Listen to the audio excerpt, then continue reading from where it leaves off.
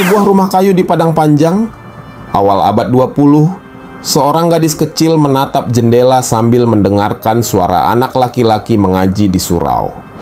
Namanya Rahmah. Ia ingin ikut belajar, tapi ibunya menahan. Bukan karena tak sayang, tapi karena di masa itu perempuan tak dianggap perlu untuk menuntut ilmu setinggi lelaki. Tak terima keinginannya ditolak oleh sang ibu, bocah kecil itu protes. Ia langsung menangis sepanjang hari sambil berguling-guling di atas tikar pandan. Rahmah dikenal sebagai anak yang keras hati dalam memperjuangkan keinginannya. Bila sudah punya keinginan, dia hanya ingin keinginan itu terlaksana. Padang Panjang kala itu dikenal sebagai kota santri dan pusat ulama. Namun, bagi anak perempuan, pilihan hidup sempit. Belajar mengaji dasar di rumah, lalu menikah muda. Di tengah suasana itu, Rahmah tumbuh sebagai pengecualian. Ia punya rasa ingin tahu besar dan keberanian untuk membantah. Ia belajar diam-diam mendengarkan pelajaran dari luar surau, lalu menirukan apa yang ia dengar di rumah. Keluarganya bukan orang sembarangan.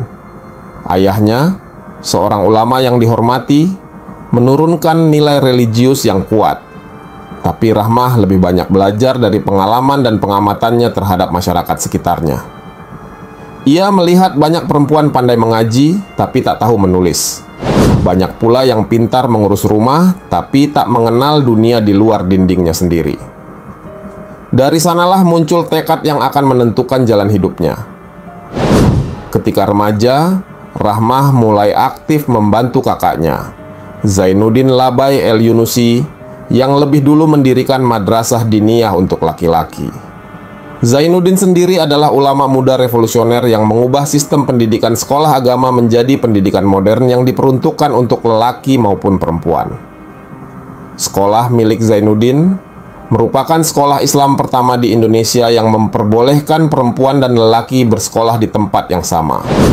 Di sekolah milik kakaknya itulah Rahmah mengenyam pendidikan. Namun, Rahmah tak sampai setahun bersekolah lantaran dijodohkan. Kala itu usianya masih 15 tahun. Meski berat, Rahmah menyetujui perjodohan itu. Rahmah akhirnya menikah.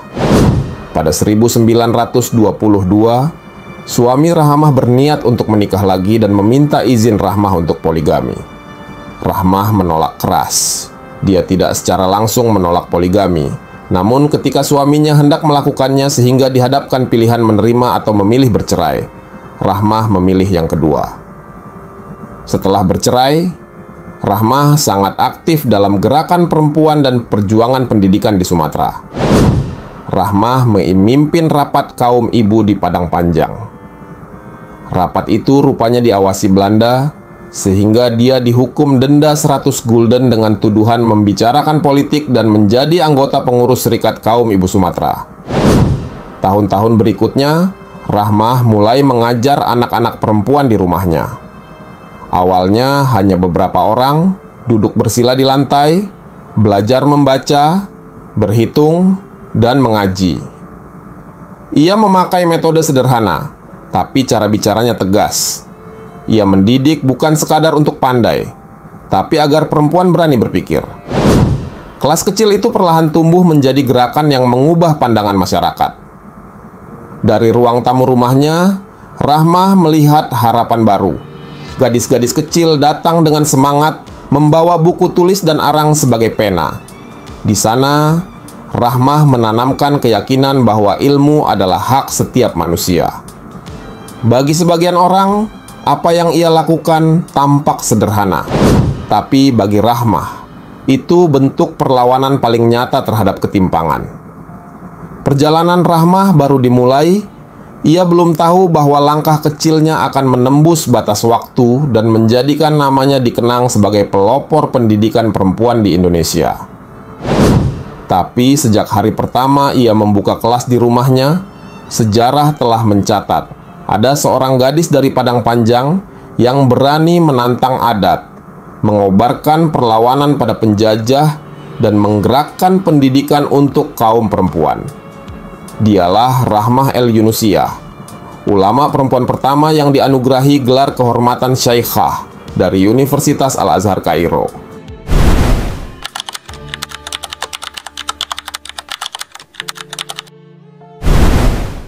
Rahmah tumbuh di lingkungan keluarga yang taat beragama. Ayahnya, Syekh Muhammad Yunus, dikenal sebagai ulama dan qadi di Padang Panjang, tempat banyak murid datang menimba ilmu.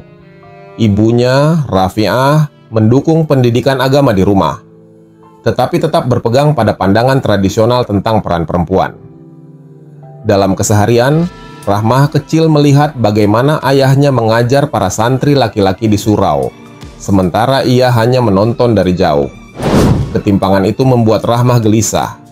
Ia ingin tahu mengapa perempuan tidak diberi ruang yang sama untuk belajar. Setiap kali ayahnya menjelaskan tafsir atau hukum Islam kepada murid-muridnya, Rahmah mendengarkan dari balik pintu. Ia menyerap pelajaran itu tanpa sadar sedang menanam benih cita-cita besar, membuka jalan bagi perempuan untuk menuntut ilmu setara laki-laki. Setelah dewasa, Rahmah mulai memahami bahwa keterbatasan bukan datang dari agama, melainkan dari tafsir sosial yang mengekang. Dalam pandangannya, Islam justru menempatkan ilmu sebagai kewajiban bagi semua umat. Ia sering membicarakan hal itu dengan kakaknya, Zainuddin Labai El-Yunusi, yang saat itu sudah dikenal sebagai pendidik muda progresif. Dari diskusi-diskusi itulah Rahmah mulai berani berpikir bahwa perempuan juga harus punya sekolah sendiri. Zainuddin melihat potensi adiknya. Ia mengajak Rahmah membantu mengurus madrasah diniyah, sekolah yang ia dirikan untuk anak laki-laki di Padang Panjang. Rahmah ikut mengatur jadwal, menulis catatan, dan sesekali mengajar membaca. Namun yang paling penting, di sana ia belajar bagaimana membangun sistem pendidikan dari nol, mulai dari kurikulum, disiplin belajar, hingga cara memotivasi murid. Tahun 1923 menjadi titik balik. Setelah beberapa kali berdiskusi dengan Zainuddin dan ulama setempat, Rahmah memutuskan mendirikan Diniyah Putri, lembaga pendidikan untuk perempuan pertama di Hindia Belanda. Ia menyewa sebuah rumah sederhana di Padang Panjang sebagai tempat belajar. Murid pertamanya hanya 8 orang, sebagian anak tetangga dan sanak saudara. Tapi bagi Rahmah, 8 orang cukup untuk menyalakan api perubahan. Tantangan muncul sejak awal. Banyak orang menganggap sekolah perempuan tidak perlu. Ada yang menuduh Rahmah melanggar adat, bahkan menafsirkan agama secara keliru. Namun Rahmah tidak gentar. Ia datang ke rumah-rumah warga, menjelaskan langsung tujuannya, agar perempuan bisa menjadi cerdas, mandiri, dan berguna bagi masyarakat. Metode pengajaran di Diniyah Putri berbeda dari sekolah kolonial. Selain pelajaran agama, Rahmah memasukkan pelajaran umum seperti berhitung, membaca, sejarah, dan keterampilan rumah tangga. Ia ingin murid-muridnya bisa berpikir luas tanpa kehilangan nilai moral. Setiap pagi, Rahmah memimpin apel kecil di halaman sekolah sambil mengingatkan satu kalimat yang jadi pegangan. Ilmu itu cahaya, dan cahaya tidak boleh disembunyikan. Kedisiplinan Rahmah dikenal keras tapi adil. Murid yang terlambat harus membaca ulang pelajaran kemarin di depan teman-temannya. Tapi di balik ketegasannya, Rahmah memperlakukan mereka seperti anak sendiri. Ia menulis surat kepada wali murid tentang perkembangan anak-anak di sekolah, sesuatu yang jarang dilakukan guru pada masa itu. Hal-hal kecil seperti itu membangun kepercayaan masyarakat terhadap sekolahnya. Perlahan Diniyah Putri tumbuh pesat. Murid datang dari berbagai daerah, bahkan dari luar Sumatera. Padang Panjang berubah menjadi pusat pendidikan perempuan. Setiap sore, jalan menuju sekolah itu ramai oleh gadis-gadis berkerudung membawa papan tulis kecil. Dari luar, terlihat sederhana. Tapi di dalamnya, sedang lahir generasi perempuan terdidik pertama di Indonesia. Rahmah tidak hanya mengajar, ia mendidik dengan teladan. Ia mengajarkan bahwa belajar bukan sekadar untuk diri sendiri, tapi untuk memberi manfaat bagi orang lain. Di sela-sela mengajar, Rahmah menulis catatan pendek berisi pesan moral. Sebagian catatan itu masih disimpan di sekolah hingga kini, menjadi saksi bagaimana pikirannya jauh melampaui zamannya. Ketenaran Diniyah Putri akhirnya menarik perhatian pemerintah kolonial Belanda. Mereka datang meninjau sekolah itu dengan rasa ingin tahu bercampur curiga. Tapi Rahmah menyambut dengan tenang. Ia menunjukkan bahwa pendidikan yang ia ajarkan tidak bertentangan dengan hukum, justru mendukung cita-cita kemajuan bangsa. Sikapnya yang tegas membuat pejabat kolonial segan. Pada akhir dekade 1920-an, Diniyah Putri sudah menjadi simbol kebangkitan perempuan di ranah pendidikan. Banyak muridnya kemudian menjadi guru, penulis, bahkan aktivis sosial. Rahmah berhasil menanamkan keyakinan bahwa perempuan bisa berdiri sejajar tanpa harus meninggalkan nilai-nilai keislaman dan adat. Ia telah membuktikan bahwa perubahan besar bisa dimulai dari ruang kelas sederhana yang berisi 8 murid dan 1 guru dengan tekad baja.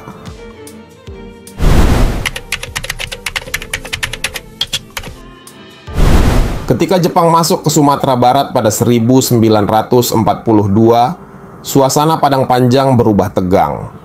Tentara Jepang menutup sekolah-sekolah dan memaksa rakyat tunduk pada perintah militer. Banyak guru laki-laki ditangkap atau dikirim kerja paksa keluar daerah. Rahmah yang memimpin Diniyah Putri menolak menutup sekolahnya. Ia bernegosiasi langsung dengan pejabat militer Jepang. Dengan bahasa yang tegas dan sopan, ia menjelaskan bahwa sekolahnya mendidik perempuan agar berguna bagi masyarakat dan negara. Jepang akhirnya mengizinkan Diniyah Putri tetap berjalan, tapi dengan pengawasan ketat. Dari sinilah Rahmah membuktikan kecerdasannya sebagai negosiator. Selama pendudukan, Rahmah memanfaatkan sekolahnya untuk lebih dari sekadar pendidikan agama. Ia menyelundupkan pesan kebangsaan ke dalam pelajaran, membangun semangat kemerdekaan di antara para siswi. Para guru senior juga diam-diam mengajar keterampilan bertahan hidup. Di balik seragam sekolah, murid-murid Diniyah Putri belajar tentang perjuangan dan harga diri bangsa. Ketika pasukan Jepang mulai mundur, Rahmah mengubah sebagian ruang sekolah menjadi dapur umum. Ia mengordinasikan perempuan setempat untuk memasak bagi para pejuang. Para siswi dilibatkan membantu mengumpulkan bahan makanan dari rumah-rumah sekitar. Bagi Rahmah, perang bukan hanya urusan senjata, tapi juga soal menjaga kehidupan. Rahmah tidak pernah turun ke medan perang, tapi perjuangannya nyata. Ia menjadi penghubung antara pejuang kemerdekaan dan masyarakat sipil. Rumahnya kerap dijadikan tempat singgah dan pertemuan rahasia. Ia tahu risikonya besar, tapi tekadnya lebih besar dari rasa takut. Dalam masa revolusi fisik setelah proklamasi 1945, Rahmah ikut menyalurkan logistik untuk para pejuang di daerah Bukit Tinggi dan Padang Panjang. Sekolahnya berubah fungsi jadi markas dapur umum dan tempat perawatan pejuang yang terluka. Banyak siswi ikut terjun menjadi kurir pesan, membawa surat dan perbekalan lewat jalur-jalur desa. Semua dilakukan secara diam-diam agar tak dicurigai Belanda. Ketika Belanda melancarkan agresi militer, sekolah Diniyah Putri sempat dibakar. Namun Rahmah tidak menyerah. Ia segera membangun kembali kelas darurat dari bahan seadanya.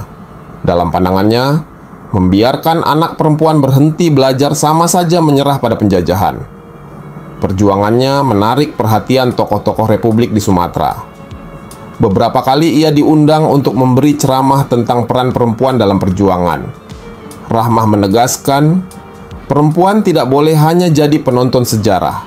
Ia menyerukan agar kaum perempuan ikut aktif, baik di dapur umum, pendidikan, maupun barisan pertahanan sipil. Di masa itu, Rahmah juga mengirim surat kepada tokoh-tokoh nasional, termasuk ke perwakilan Indonesia di luar negeri. Ia menulis tentang pentingnya pendidikan perempuan dalam pembangunan bangsa merdeka. Surat-surat itu kini menjadi bagian dari arsip sejarah perjuangan. Suaranya terdengar jelas.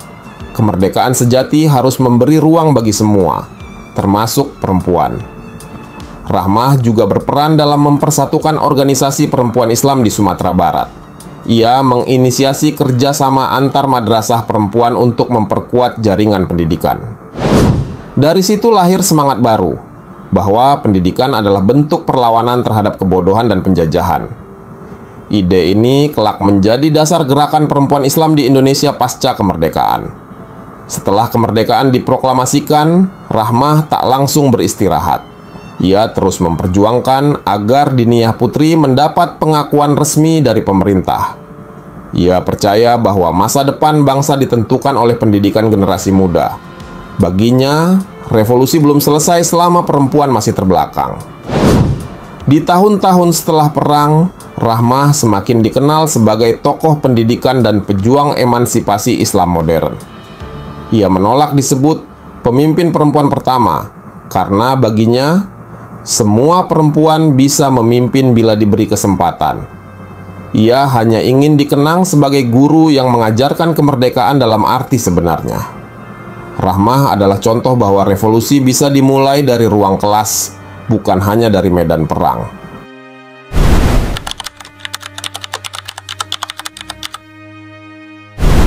Setelah perang usai, Rahmah El Yunusiyah menolak beristirahat.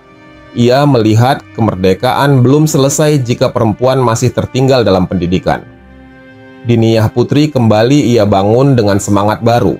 Bukan sekadar sekolah agama, tapi lembaga kader bangsa. Ia ingin melahirkan generasi perempuan berilmu, mandiri, dan sadar kebangsaan. Rahmah memandang pendidikan perempuan sebagai fondasi negara. Ia menolak pandangan bahwa perempuan cukup bisa membaca dan mengurus rumah. Baginya, bangsa yang setengah bodoh adalah bangsa yang separuh perempuannya tidak berpendidikan. Dari pemikiran inilah konsep Madrasah Perempuan Modern lahir di Padang Panjang. Di tangan Rahmah, Diniyah Putri berkembang menjadi sistem pendidikan berjenjang. Ada tingkat dasar, lanjutan, hingga guru latihan. Murid-muridnya tidak hanya belajar agama, tapi juga ilmu umum, keterampilan, dan kepemimpinan. Kurikulum itu kemudian menjadi model bagi banyak sekolah Islam perempuan di seluruh Indonesia. Ia bukan hanya pendidik, tapi juga penggerak sosial. Rahmah aktif dalam berbagai organisasi perempuan, termasuk Persatuan Muslimah Indonesia dan organisasi lokal yang fokus pada pemberdayaan perempuan. Ia menentang pandangan bahwa perempuan harus berhenti di dapur atau hanya menjadi pelengkap laki-laki. Dalam setiap pidatonya, ia selalu menegaskan, perempuan yang berilmu akan menjadi tiang bangsa yang kuat. Hubungannya dengan tokoh-tokoh pembaharu Islam juga memperkuat langkahnya. Rahmah berkorespondensi dengan para ulama dan tokoh modernis, termasuk Haji Agus Salim dan Syekh Ahmad Khatib. Ia memadukan semangat pembaruan Islam dengan semangat kebangsaan, dua hal yang di masa itu sering berjalan terpisah. Pandangan ini menjadikan Rahmah unik, seorang pendidik sekaligus reformis yang menembus batas tradisi tanpa kehilangan akar keislaman. Pada masa kemerdekaan, ia tetap aktif memperjuangkan pendidikan perempuan. Banyak siswi Diniyah Putri yang kemudian menjadi tokoh penting di bidang sosial dan pemerintahan. Rahmah percaya, membangun bangsa tidak cukup dengan senjata, tapi juga dengan mencerdaskan generasi. Karena itu, bahkan setelah perang usai, ia terus mengajar, menulis, dan memotivasi perempuan agar berani tampil di ruang publik. Pemerintah Indonesia mulai memperhatikan kiprah Rahmah di awal 1950-an. Ia diundang ke berbagai konferensi pendidikan dan pergerakan wanita. Dalam setiap forum, ia menegaskan bahwa pendidikan perempuan adalah investasi nasional. Pandangannya disambut hangat oleh tokoh-tokoh seperti Maria Ulfa Santoso dan Rasuna Said. Rahmah tidak berhenti di ruang kelas. Ia ikut membentuk berbagai organisasi perempuan Islam di Sumatera Barat. Salah satunya adalah Perikatan Diniyah Putri, wadah yang menyatukan alumni untuk memperluas pengaruh pendidikan Islam bagi perempuan. Dari organisasi ini lahir banyak pendidik dan aktivis perempuan di berbagai daerah. Selain itu, Rahmah juga aktif dalam Kongres Wanita Indonesia Kowani. Ia memperjuangkan agar suara perempuan Islam tidak diabaikan dalam gerakan nasional perempuan. Di forum itu, ia menyampaikan gagasan tentang keseimbangan antara kemajuan dan nilai-nilai agama. Sikapnya tegas tapi terbuka, membuatnya dihormati di berbagai kalangan. Pada tahun 1955, perjuangannya membuahkan hasil besar. Sistem pendidikan diniyah putri diakui secara resmi oleh pemerintah Republik Indonesia. Itu berarti pendidikan Islam perempuan mendapat tempat sejajar dalam sistem pendidikan nasional. Rahmah menilai itu sebagai kemenangan moral bagi seluruh guru perempuan di Indonesia. Rahmah sering mengatakan bahwa pendidikan bukan sekadar alat sosial, tapi bagian dari perjuangan kemerdekaan yang berkelanjutan. Ia menolak politik praktis, namun memahami pentingnya keterlibatan perempuan dalam pembangunan negara. Melalui pendidikan, ia melahirkan ribuan perempuan cerdas yang kelak berperan di berbagai bidang. Bagi Rahmah, itu adalah bentuk nyata dari jihad pendidikan.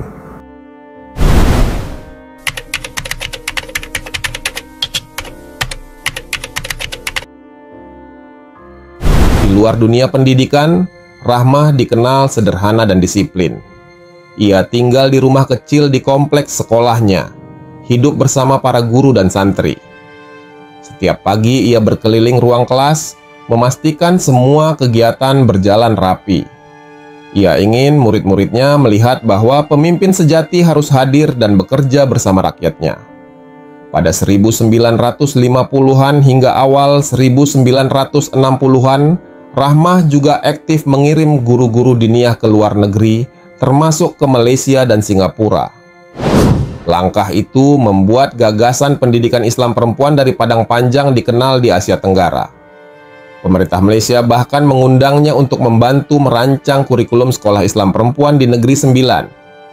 Dari sana, pengaruh Rahmah menembus batas negara. Perjuangannya membuat banyak tokoh internasional kagum. Salah satunya Al-Azhar University di Mesir yang kemudian memberi penghargaan kepadanya pada tahun 1957.